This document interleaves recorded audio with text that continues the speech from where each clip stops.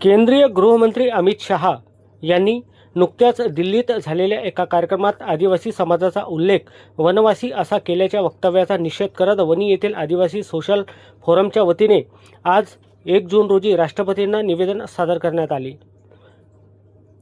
उपविभागीय अधिकारी वणी यांच्यामार्फत राष्ट्रपती सचिवालयाला पाठवण्यात आलेल्या या निवेदनात आदिवासी समाजाच्या अस्मितेला धक्का पोहोचवणाऱ्या अशा शब्दप्रयोगांचा निषेध करण्यात आला आहे। निवेदनात म्हटले आहे की आदिवासी समाज हा देशातील मूळ निवासी असून त्यांना जल, जंगल आणि जमिनीवर नैसर्गिक अधिकार आहे। त्यामुळे आदिवासी समाजाला वनवासी म्हणणे चुकीचे असून त्यातून समाजाची ओळख दुय्यम ठरविण्याचा प्रयत्न होत असल्याची भावना व्यक्त करण्यात आली आहे। आदिवासी समाजाने देशाच्या संस्कृती, परंपरा आणि इतिहासात महत्त्वपूर्ण योगदान दिले असून त्यांच्या स्वतंत्र ओळखीचा सन्मान राखला जावा अशी मागणी निवेदनातून करण्यात आली। तसेच केंद्रीय गृहमंत्र्यांनी केलेल्या वक्तव्याचा निषेध नोंदवून योग्य ती दखल घेण्याचीही मागणी करण्यात आली आहे।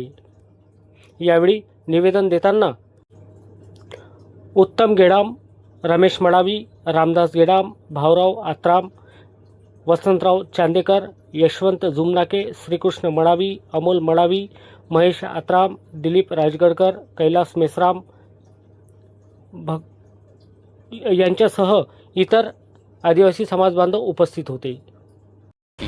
1 जून 2026 आदिवासी सोशल फोरम वणीच्या वतीने माननीय उपविभागीय अधिकारी यांच्यामार्फत महामहिम राष्ट्रपती यांना निवेदन देण्यात आले आहे। भारताचे गृहमंत्री, केंद्रीय गृहमंत्री श्री अमित शहा यांनी दिल्ली येथे जो आदिवासीचा अपमान केलेला आहे, आदिवासीला वनवासी म्हणून सकल आदिवासी समाजाचा अपमान केलेला आहे, या पाठीमागे त्यांचं एक षडयंत्र आहे।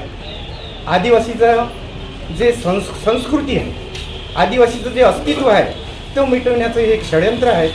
ते भयानक असं षडयंत्र आहे, कारण ज्या युनोनं आदिवासी जागतिक दिन म्हणून मान्यता दिलेली आहे आदिवासी या शब्दाचा, त्या आदिवासीला त्याचं अस्तित्वच मिटवून वनवासी म्हणून या अमित शहानं केलं, याबद्दल आम्ही आदिवासी सोशल फोरमच्या वतीनं निषेध करतो आणि तशा प्रकारचा आम्ही आपल्या उपविभागीय अधिकाऱ्यामार्फत राष्ट्रपतीला केलेलं आहे। यानंतरही सुद्धा इथून जर आमचा असाच अपमान करत असेल, आमच्या संस्काराला, आमच्या संस्कृतीला जर हात घालण्याचा प्रयत्न करत असेल केंद्रीय मंत्री, तर आम्ही आमचा सकल समाज कधीही मान्य करणार नाही, एवढे आम्ही जाहीर करतो। यानंतरही जर अशी चालले तर आमचा समाज हा रस्त्यावर उतरल्याशिवाय राहणार नाही, अशी आम्ही या निवेदनाच्या मार्फत आम्ही मागणी केली आहे।